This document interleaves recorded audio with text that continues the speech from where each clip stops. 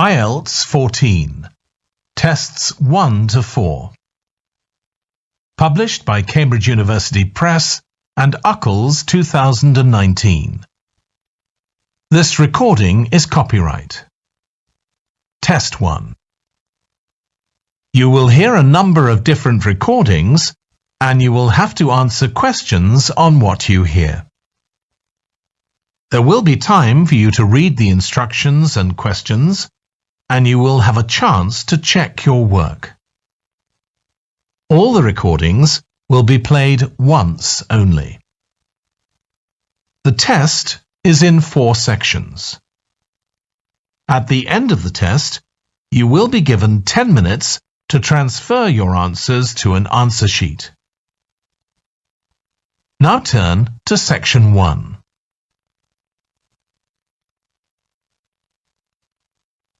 Section 1. You will hear a woman reporting a theft to an officer in a police station. First, you have some time to look at questions 1 to 3.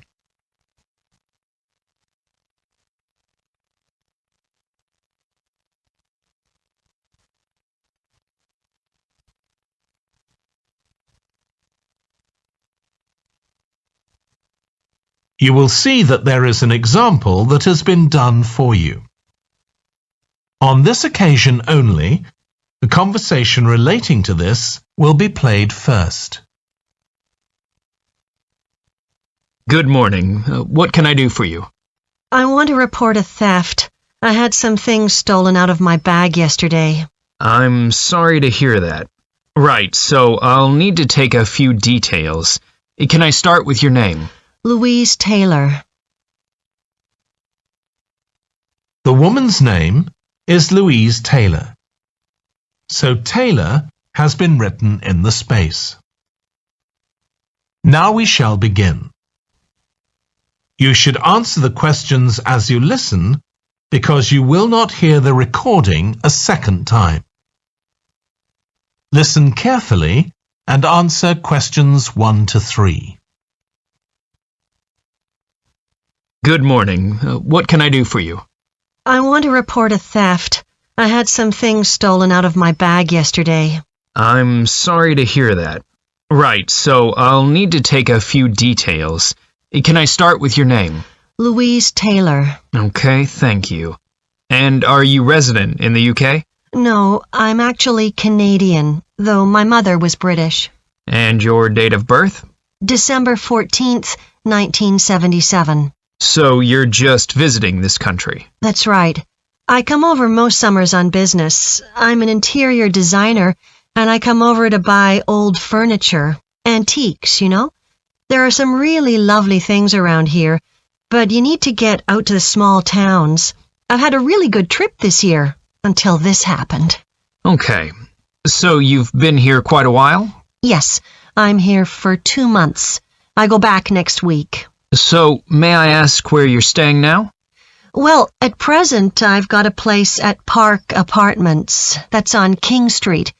I was staying at the Riverside Apartments on the same street, but the apartment there was only available for 6 weeks, so I had to find another one. Okay. And the apartment number?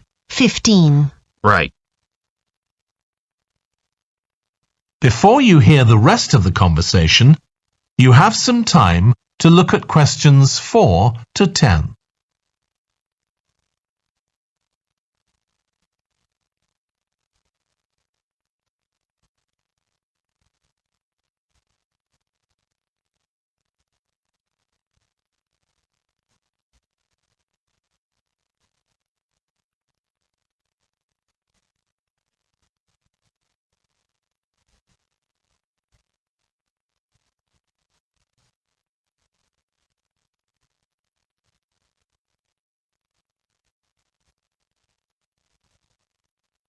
Now listen and answer questions 4 to 10. Now, I need to take some details of the theft. So, you said you had some things stolen out of your bag? That's right. And were you actually carrying the bag when the theft took place? Yes. I really can't understand it. I had my backpack on, and I went into a supermarket to buy a few things, and when I opened it up, my wallet wasn't there. And what did your wallet have in it? Well, fortunately, I don't keep my credit cards in that wallet. I keep them with my passport in an inside compartment in my backpack, but there was quite a bit of cash there, about £250 sterling, I should think. I withdrew £300 from my account yesterday, but I did a bit of shopping, so I must have already spent about £50 of that. Okay. At first I thought, oh, I must have left the wallet back in the apartment. But then I realized my phone had gone as well. It was only a week old, and that's when I realized I'd been robbed. Anyway, at least they didn't take the keys to my rental car. Yes. So you say the theft occurred yesterday? Yes. So that was September the 10th? And do you have any idea at all of where or when the things might possibly have been stolen? Well, at first I couldn't believe it because the bag had been on my back ever since I left the apartment after lunch.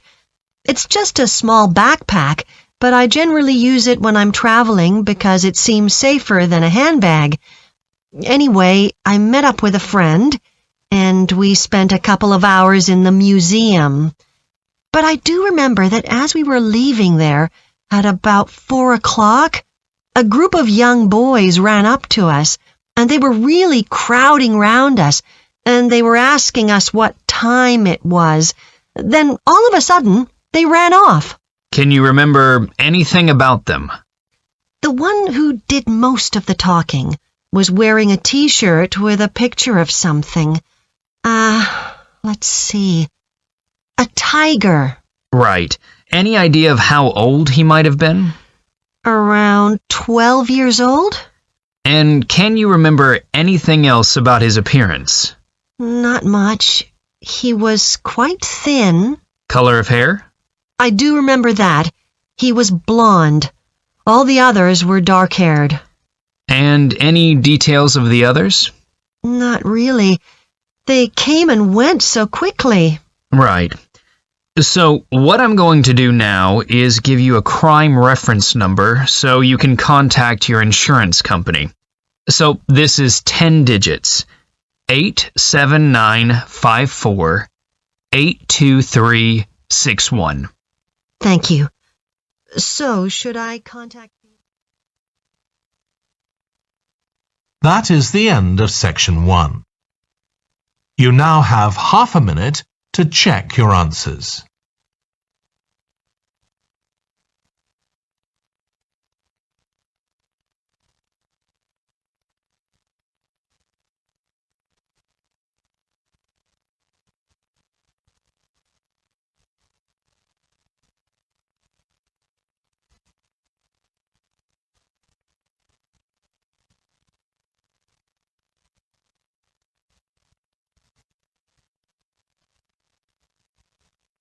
Now turn to section 2.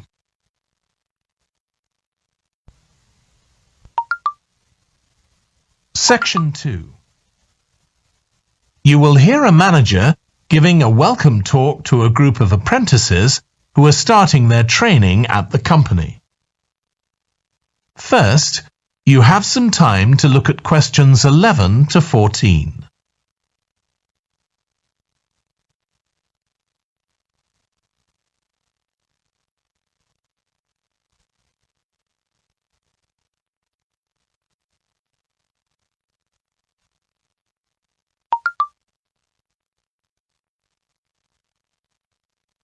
Now listen carefully and answer questions 11 to 14.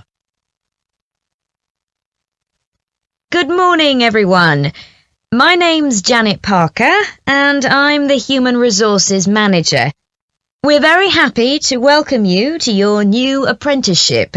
I hope that the next 6 months will be a positive and enjoyable experience for you.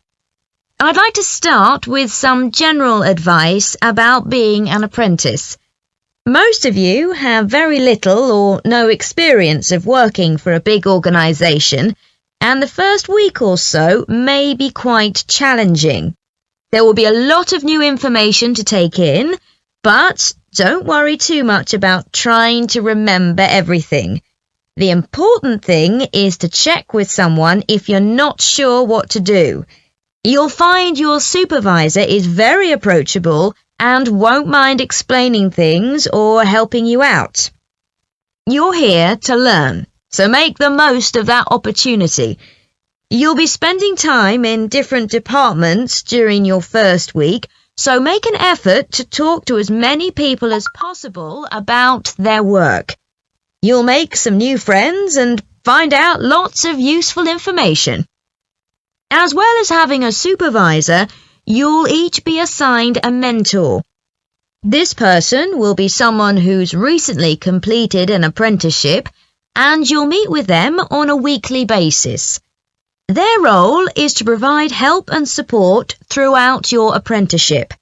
Of course, this doesn't mean they'll actually do any of your work for you.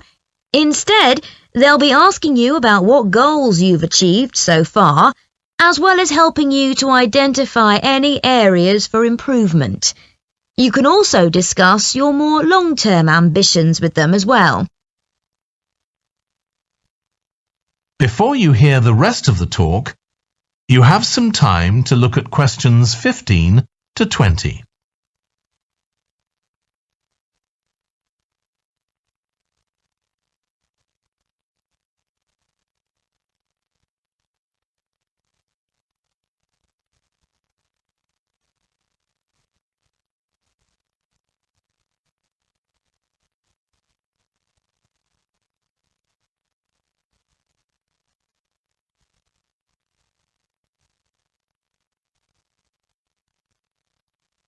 Now listen and answer questions 15 to 20.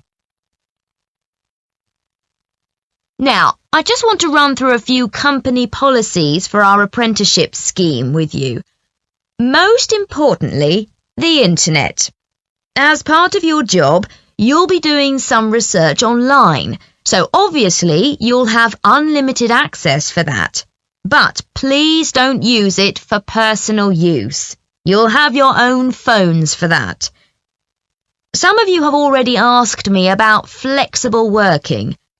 After your probationary 3-month period, some of you will be eligible for this, but it will depend on which department you're in and what your personal circumstances are, so please don't assume you'll automatically be permitted to do this. I want to make sure there's no confusion about our holiday policy. Apart from any statutory public holidays, we ask that you don't book any holidays until after your 6-month apprenticeship has finished. Time off should only be taken if you are unwell. Please speak to your supervisor if this is going to be a problem.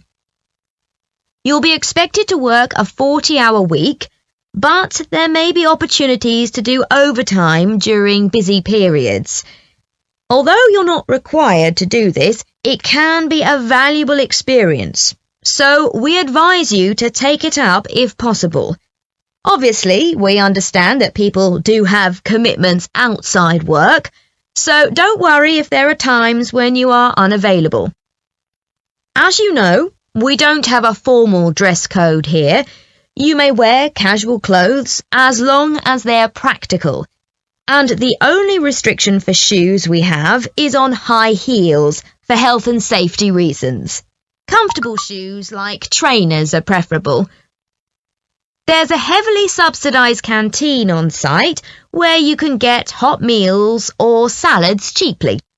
Snacks and drinks are also provided, so we've decided to introduce a no-packed lunch policy. This is partly to encourage healthy eating at work, and partly to stop people from eating at their workstation, which is unhygienic. Okay, moving on to...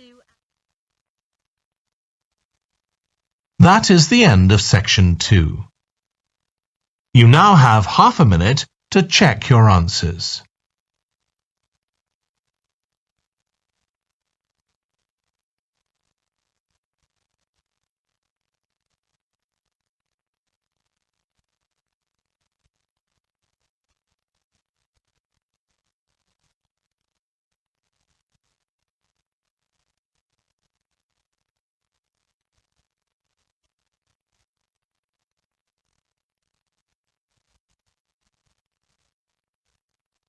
Now turn to Section 3.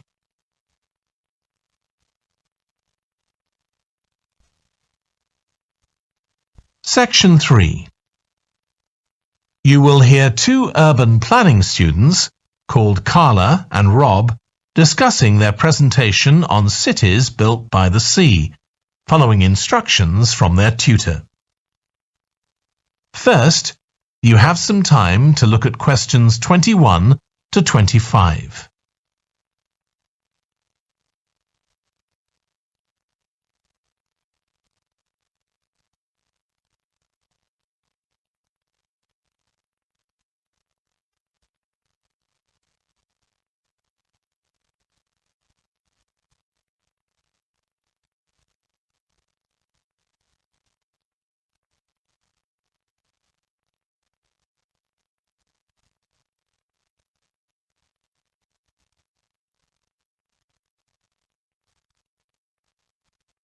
Now listen carefully and answer questions 21 to 25.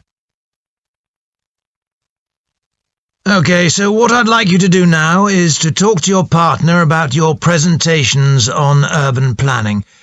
You should have done most of the reading now, so I'd like you to share your ideas and talk about the structure of your presentation and what you need to do next. OK, Rob, I'm glad we chose quite a specific topic, cities built next to the sea. It made it much easier to find relevant information. Yeah, and cities are growing so quickly. I mean, we know that more than half the world's population lives in cities now. Yeah, though that's all cities, not just ones on the coast. But most of the biggest cities are actually built by the sea. I'd not realised that before. Nor me.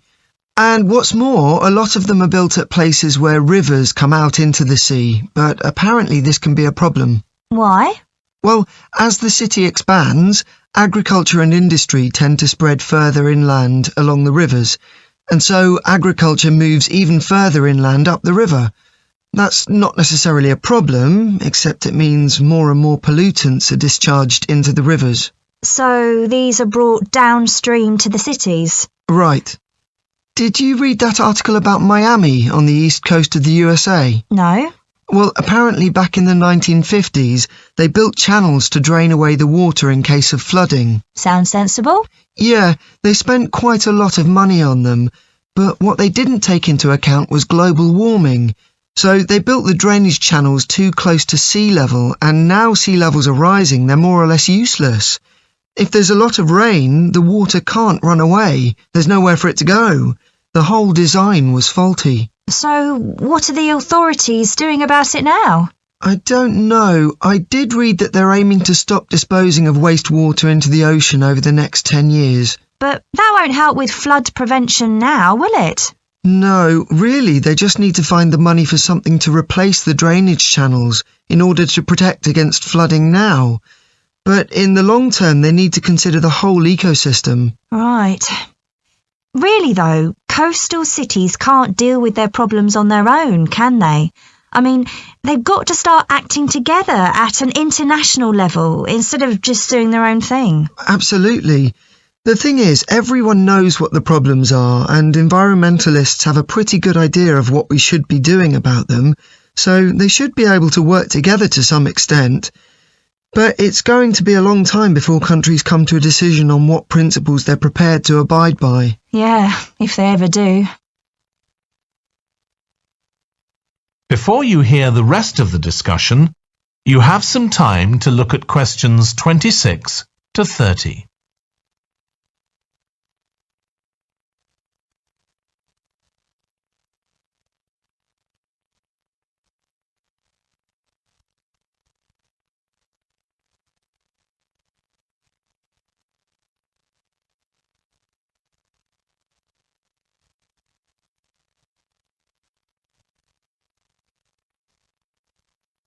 Now listen and answer questions 26 to 30. So, I think we've probably got enough for our presentation. It's only 15 minutes. OK, so I suppose we'll begin with some general historical background about why coastal cities were established. But we don't want to spend too long on that. The other students will already know a bit about it. It's all to do with communications and so on. Yes. We should mention some geographical factors, things like wetlands and river estuaries and coastal erosion and so on.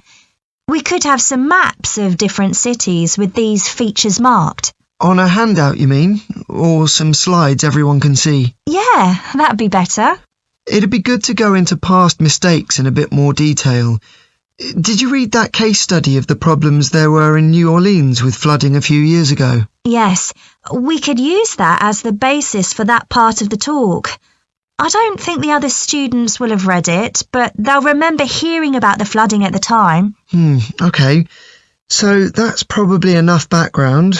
So then we'll go on to talk about what action's been taken to deal with the problems of coastal cities. OK. What else do we need to talk about? Maybe something on future risks, looking more at the long term if populations continue to grow? Yeah, we'll need to do a bit of work there. I haven't got much information, have you? No, we'll need to look at some websites. Shouldn't take too long. OK. And I think we should end by talking about international implications. Maybe we could ask people in the audience. We've got people from quite a lot of different places. That'd be interesting, if we have time, yes. So now, shall we go on? That is the end of section 3. You now have half a minute to check your answers.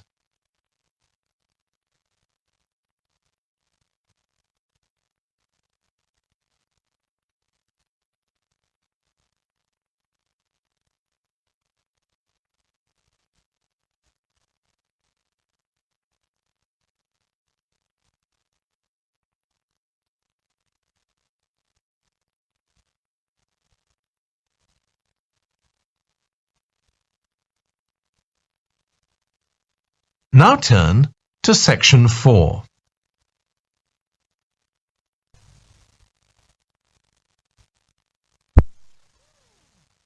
You will hear part of a lecture on renewable energy that uses the power of the sea. First, you have some time to look at questions 31 to 40.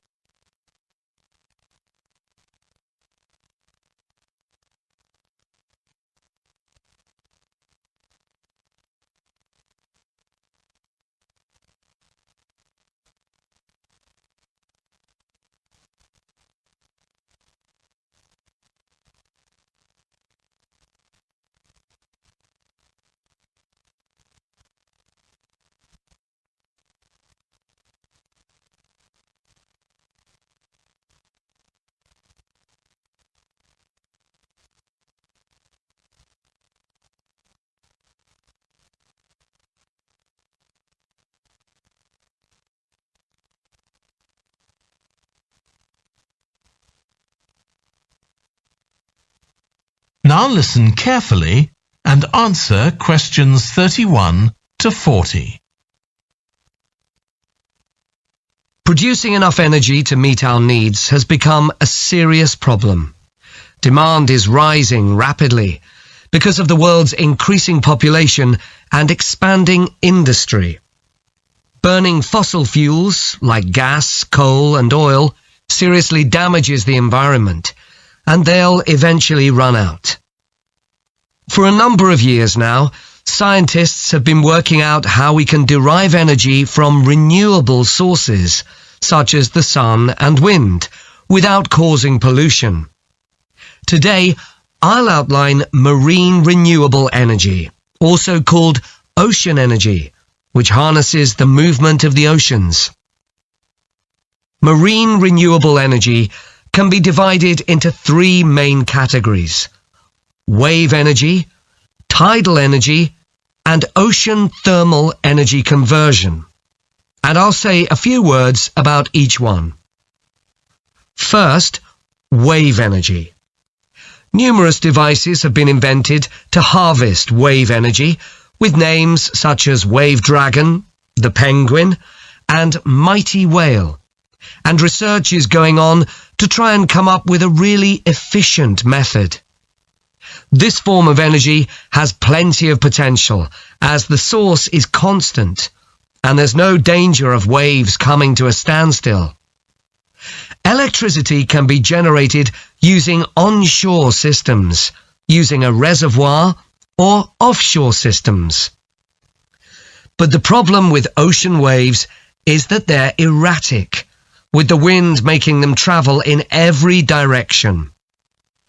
This adds to the difficulty of creating efficient technology. Ideally, all the waves would travel smoothly and regularly along the same straight line. Another drawback is that sand and other sediment on the ocean floor might be stopped from flowing normally, which can lead to environmental problems.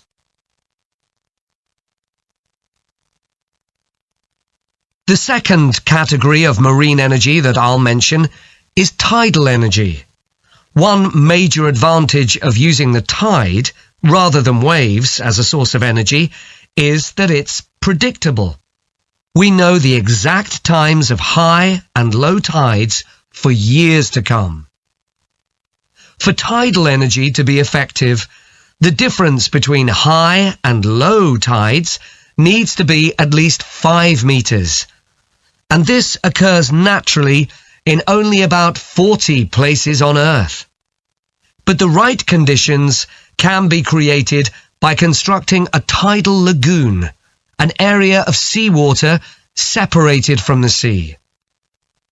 One current plan is to create a tidal lagoon on the coast of Wales. This will be an area of water within a bay at Swansea, sheltered by a U-shaped breakwater or dam built out from the coast. The breakwater will contain 16 hydro turbines, and as the tide rises, water rushes through the breakwater, activating the turbines, which turn a generator to produce electricity. Then, for 3 hours as the tide goes out, the water is held back within the breakwater, increasing the difference in water level until it's several meters higher within the lagoon than in the open sea. Then, in order to release the stored water, gates in the breakwater are opened. It pours powerfully out of the lagoon, driving the turbines in the breakwater in the opposite direction and again generating thousands of megawatts of electricity. As there are 2 high tides a day, this lagoon scheme would generate electricity 4 times a day, every day, for a total of around 14 hours in every 24, and enough electricity for over 150,000 homes. This system has quite a lot in its favour. Unlike solar and wind energy, it doesn't depend on the weather. The turbines are operated without the need for fuel, so it doesn't create any greenhouse gas emissions, and very little maintenance is needed.